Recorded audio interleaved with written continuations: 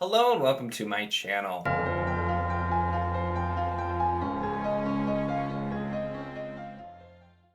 In this video, I'm going to be discussing Shadow of the Gods by John Gwynne.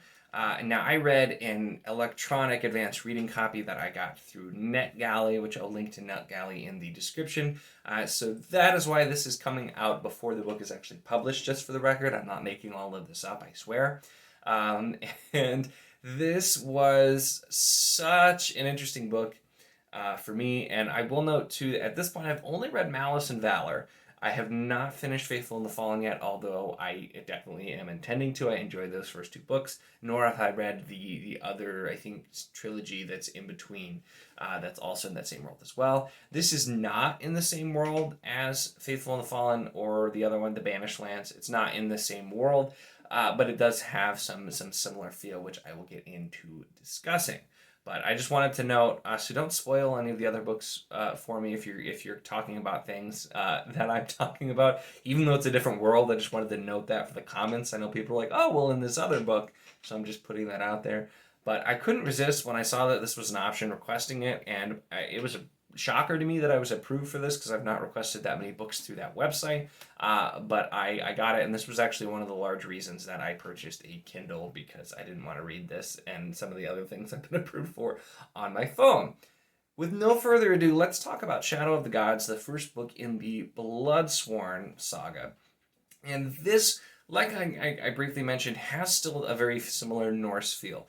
That's still John Gwynne's comfort zone, and that's where he's writing, but it is also very different, at least from his other books that I have read so far. We have the kind of the harsh Norse characters, but this one also digs in using a lot of different terms, some things that are in, I don't know if they're actually Norse or if it's somewhat made up.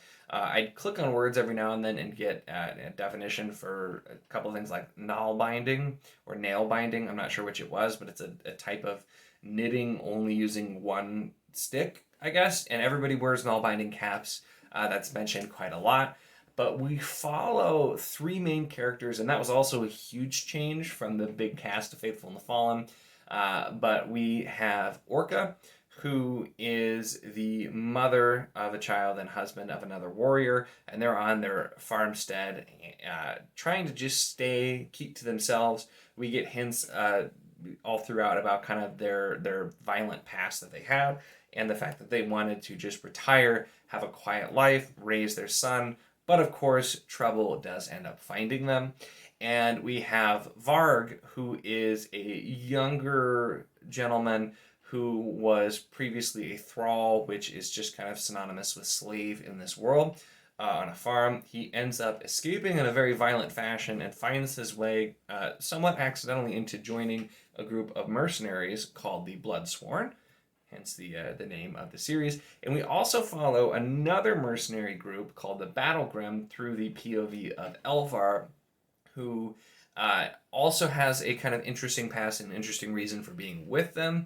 But we follow them as they end up going on a quest that falls into their lap to find the ancient site of the Battle of the Gods and the Great Tree, which also definitely has some Norse mythology feel to it. So those are the three main characters, and to talk a little bit about the premise of this book, it takes place in a world around like 250, 300 years after this just cataclysmic Battle of the Gods, essentially Ragnarok.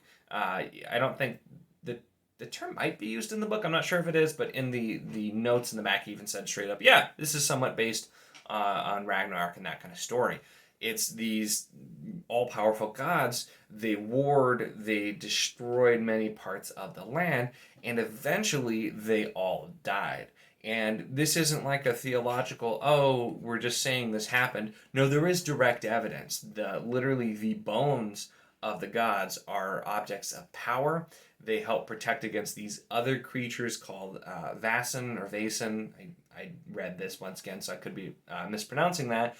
And also can have lots of magical properties. And we even have some really crazy set pieces when we see just how big these gods were. If you look at the cover, which I can't believe I haven't even talked about the cover yet, but this cover was amazing. And I was already excited because I saw John Gwynne, and I saw this cover and I'm like, I have to read this book. Even if I haven't read the rest of this stuff yet, I have to read this one. And they're just huge, very much larger than life. And I mean, they were gods. And so having kind of they're living with the bones, a lot of the mercenary groups actually do go, and when they find relics, they can trade them, and they're very, very valuable as collection items. And like I said, they do offer protection from some of the other creatures, because let me tell you, there are a lot of other creatures in this book. And the tone is 100% different, completely different. But we've got these different, very famous mercenary groups we hear a lot about getting their battle fame and being well known. They've got all of these crazy different creatures. A lot of them, I'm guessing, are based in Norse mythology, which I'm just not super familiar with. But lots of different interesting creatures, including the tenor, which are these like winged creatures that like to eat people's teeth. And there's a lot going on there, but it reminded me a little bit of the story in Kings of the Wild with the different war bands and the kind of Dungeons and Dragons type creatures. But that's where the comparison ends. Completely different feel, a completely different tone and style. It's just kind of like this. I liked a lot more the way it was handled. Is all I'll say there. That book was a little underwhelming for me. In this, I really loved the kind of the gritty look at these different mercenary groups, dealing with all of these different creatures and everything that was happening. That was going on. It was very, very enjoyable. So we have this pretty dark world. We have a more focusing more closely on individual characters. This was also a bit shorter in general too, so I really think it worked super well as a self-contained story. It does totally end with a cliffhanger. I will say it's not like the biggest cliffhanger. It doesn't like wait for something to happen. There is definitely an ending, and it's a damn good ending, but it's more so just setting up big events for the rest of the series, and I want to know what happens now because I'm impatient. So I should clarify, not just an actual cliffhanger ending there.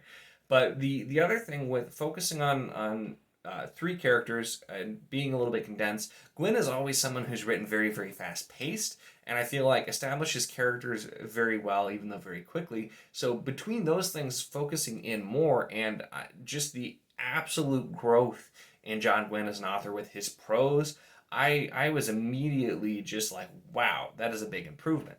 I did not dislike his prose in Malice or Valor that I've read so far, but it was definitely just everything's happening.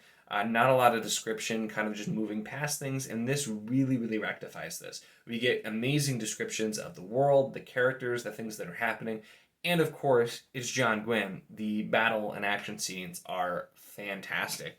He is amazing at writing action, and just it was very, very enjoyable to read overall. But if you didn't really like the prose in Faithful in the Fallen that much, like I said, I haven't read the last two or the middle, the I think trilogy that came after that, the In a Time of Dread and Time of Blood one. I haven't read those yet, so I don't know if it was. I imagine he probably approved. Faithful and Fallen was his first published series. Authors get better as they write, but that was definitely evident here. The prose was a lot better, and he didn't start bad to begin with, in my opinion. So he's really, really become more elite with the way that he is writing, and that was something I very much enjoy about this book as well. So we're focusing more on characters. We've got better prose, and just looking at this very violent world. And the premise itself I found to be so very interesting. The War of the Gods, the Ragnarok, is not a new premise by any means. He's using very obvious, and he specifically commented that was the point, very obvious inspiration from Norse mythology, but still the way that it's told, the way we learn about it, I thought was really interesting. So we had Sneka, who was the father of gods, and was quite literally an enormous snake. And we also learn about all of these other gods, including Leif Rika, who was the dragon god, including there was Rada, who was the rat. There were some other ones that are harder to say that were like the bear and the wolf. And the part I haven't talked about yet is we also have despite the fact that this war between the gods happened 250 to 300 years ago, there are basically the remnants of people who are called tainted. They're tainted by having some blood of the gods, and they actually have some measure of power for this and take on some characteristics of the animal that's represented. For example, you have people who it's it's something similar to Berserker, and I know it's like Berserker, and it's based on the bear god. They tend to be bigger, and then they can almost like kind of like change from like the teeth and the features, and kick some ass in battle scenes. And these people, though, it makes sense being powerful like that, are actually hunted down and enslaved and made thralls like many other people are. That's a theme we see a lot with thralls, literally having, it's called a thrall collar. And the thrall collar actually doesn't, it's not just like a normal collar, it actually can give some power of control by the owner. It seems especially with those that are tainted so that they can't really break out. Words can be spoken that are taught to people who buy thrall collars and capture these people, that they can actually control them, like cause them pain and compel them to obey. We learn more about how that was all created, but so we see this a lot in these who are tainted. They're hunted, they're enslaved, and they're used. And magic is mostly within them. We do find out there's another group of people who basically are trained as mages and are also a powerful force. But for the most part, the kind of the magic is within these people who are hunted down. And the reason is, it's looked at as, look, the gods destroyed everything and nearly ended the world. It was terrible. We don't want them to come back, and we don't want any of their descendants, basically. And it's not like direct descendants. They're not demigods. They just are basically, they have some like power in their blood. Looking at blood and power and a lot of those things as well are a big part of the story. But so it is an interesting premise to begin with, and the way that that is explored with these different people and the groups and the kind of the overall look at the world. This is a very harsh world that Gwynne is writing in. We see the mercenary companies, of course, a lot of battle and fighting, but we see just from looking that it's pretty common for there to be slaves. We'll see, if, say your parents can't afford to feed you anymore, they'll just sell you to someone else and you'll go be a thrall. And that could be anything from, working on a farm or just doing any sort of manual labor or really anything, because you're just sold and you essentially are kind of just stuck there with this thrall collar in general.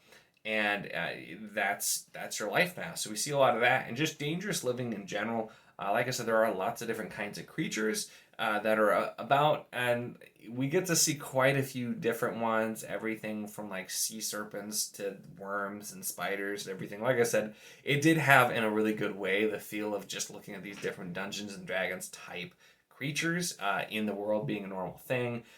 Very much a dangerous world to live in.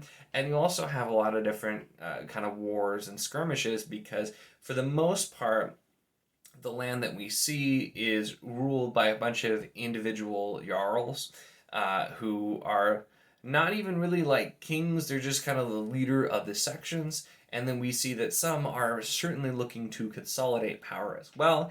And there are definitely some undercurrents working toward mysterious goals to go in some different directions also. So it really was just an enjoyable book, and one that I read very, very quickly as well. I had started it in March, and then I had to stop for other books. And then once I picked it back up at the beginning of April, I burned through it in just a few days. Very, very good. And this was an easy 4-star book very quickly for me. I ended up bumping up the rating to 5 stars just because as I got closer to the ending, that's when I literally couldn't put it down. I barely slept one night because I'm like, I'm finishing this tonight. The ending was just fantastic. And the rest of the book was really, really good too. I really, really liked the book, and I just got to for me, it's 3 is like, 4 is really liked, 5 is loved, and it started at, I really like this, and it made up to, okay, I love this book. It was fantastic by the time I got to the ending. Of course, though, it's me, so I did have some nitpicks, and the first thing, one of my biggest nitpicks, and this is a stupid thing, and I know it is, but in Faithful and the Fallen, everyone's always saying, huh. It's there so much, especially in Malice. It's in Valor a lot. I'm assuming it's in the other ones. We still get some huhs, not nearly as many, but I don't know. That's just a word John Gwynne likes to use. It makes me think a lot of authors, they'll say like, oh, they grunted or they snorted or this. It's huh. They'll say huh a lot. So we did still have some of that. The first like 50 to 60%, especially, I did have to read the word nail or nail binding a lot. It was specified quite a lot that was being worn, and apparently this was once again super common, so it makes sense. But repetitious words annoy me a little bit, and most of any issues I had were nitpicks, so that's why we're talking about this. The other thing too is, and I don't know if it's Seax or if it's pronounced sax, but Seaxe, which I looked up, is also a real word, and that's like a knife. We're constantly hearing about the Seax or the sax, or apparently there's a few different mixings of different areas this is coming from, because when I looked that up, it said that's actually where the Saxons, it was kind of named after them, so that's why I'm thinking like maybe it's Sax and not Seax, but I kept saying Seax in my head. We hear that word quite a lot, and it's really common. Once again, fair, because I looked this up, because I'm like, what is this? Is it like a small axe? Because it was described as a smaller blade, and it's just like a kind of long knife, and everyone used them. Men, women, children even. It's just everybody had them, and the fighters used them too. But so there were just a couple things like that that were repeated so many times, and those were really some of my only nitpicks that were going on. Some of the book was a little bit predictable with kind of where things were going. Other parts were completely different, and this kind of felt familiar even for me only reading 2 John Gwynne books with what he likes to do. He likes to lead you in certain directions, and sometimes you'll be right. He does do some stuff it's predictable, and it's not meant to be unpredictable, which I think makes it better. If an author is trying to trick you and they're doing a really bad job of it, that's just not as fun to read. Gwynne seems to be an author. He's like, no, you can know this. It's fine. I'm going to make it a little bit obvious. I'm not going to outright necessarily tell you, but I'll make some things obvious. And then I will most certainly have other things that you weren't even thinking about because you were looking at my hand over here, giving you the obvious things, and flip them on and have some twists and turns along the way. And it's something that I've enjoyed about reading his books, with it not being too obvious about things, but also then throwing in some twists that I didn't see coming, I didn't even think about. And there was a reveal at the end that shouldn't have been as big of a deal as it was, and it made perfect sense, but I was just like, oh. And so it made so much sense and just kind of tied a lot of things together in a very, very interesting way that it had never even occurred to me. So overall, like I said, I really enjoyed this book. I think as you've told from me talking about it, you can probably tell from me having talked about it, if I can talk at all, about it so far. I did genuinely enjoy this, even though I got an early copy. That's not going to influence how I talk about a book. If I don't like it, I don't like it. The first ever e-arc that I got, I didn't even finish because I didn't like it, and I haven't done a review yet since I didn't finish it. I don't know that I will. This one, though, I absolutely loved, and like I said, I really had very, very few complaints. It just seems like Gwynne, who started out as a very good author, and even his early work is very, very good. It seems like he's really hit his stride here.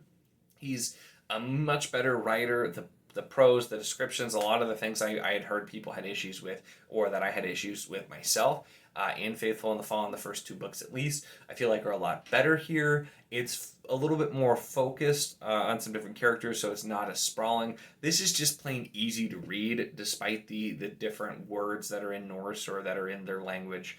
Either way, it's easy to determine what's happening, and it's easy to read while also still being really, really well written. So I do think this is going to be a series that will be very, very popular, and I feel like that will be very, very justly deserved. I will absolutely be purchasing a physical copy of this book and the other ones as they come out. I'll still 100% get the early copy for the next one if I can, but this is definitely one I want to add to my collection. I enjoyed this and will most certainly be reading the rest, and I have very, very high hopes because this was such an interesting read. If you would like to purchase this book, I do have a link in the description for an Amazon affiliate link where I get some sort of small commission. I don't know, I've never gotten one yet, but I get some sort of small commission if you buy through that link, I guess. So if you're going to buy it already or pre-order it at this point, since it's not quite out yet, feel free to use that link, and then I'll get a little something from it as well. Once again, I'm not trying to tell you the book's good just because of that either. This was just a really, really great book. I loved it. I was excited to read it. I've been so excited to talk about it. And especially Andrew's Wizardly Reads, I know really, really wants to read this, so it's been really hard for me to not tell him anything about it because he's actually the one who got me started on Gwynne to begin with. So, Andrew, here's the spoiler-free review. Finally, I'm sure you'll be the first one watching this, and I'll link to his channel down below as well. But yeah, this was a great book. I was excited to read it. Those are my thoughts. Let me know your thoughts. How do you feel about previous Gwynne books? Are you definitely going to be reading this book? What did I say that made you the most excited about the book, hopefully, or about the review in general? And definitely, I'll look forward to hearing more thoughts as well. If you want me to do a spoiler review after it comes out, also let me know. I can definitely talk quite a bit more, believe it or not, about this book, getting into spoilers. But since this is pre-release, of course, I can't give out any spoilers. That would be wrong.